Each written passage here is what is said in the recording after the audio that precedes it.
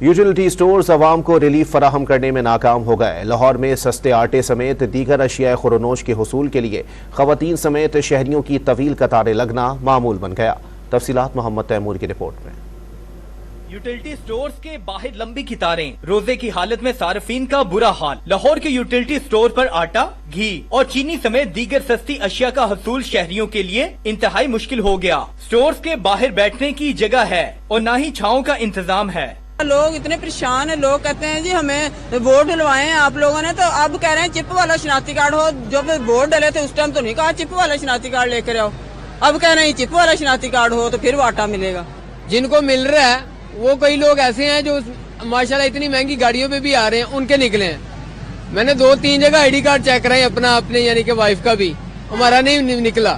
روزہ کی حالت میں قطاروں میں انتظار کرتی خواتین کا شکوہ ہے کہ سستی اشیاء کے نام پر خوار کیا جا رہا ہے۔ یوٹیلیٹی سٹورز پر بے نظیر انکم سپورٹ پروگرام والے ہی مستفید ہو رہے ہیں۔ پنجیر کی طرف سے جن کے سروے ہوئے ہیں ان کو مل رہا ہے ہاف قیمت پہ، تو ہمیں تو فل پہ بھی نہیں مل رہا۔ کچھ بھی نہیں مل رہا بھائی، وہ ان کو ہی مل رہا ہے جن کے پاس کارڈ ہے، ان کو ہی مل رہا ہے بھائی۔ ہم کل کے خوار ہو رہے ہیں، ہمیں نہیں مل رہا، کل بھی آئے ہمیں شناختی کارڈ پہ نہیں مل رہا۔ شہریوں نے شکوہ کیا کہ مناسب انتظامات نہ ہونے کے باعث سبسڈی پر ملنے والی اشیاء کے حصول کے لیے دوہری اذیت سے گزرنا پڑ رہا ہے۔ متعلقہ حکام اس کا نوٹس لیں تاکہ کم آمدن والے افراد کو بھی ریلیف مل سکے۔ کیمرہ مین عارف رحمت کے ساتھ محمد تیمور، ڈان نیوز لاہور۔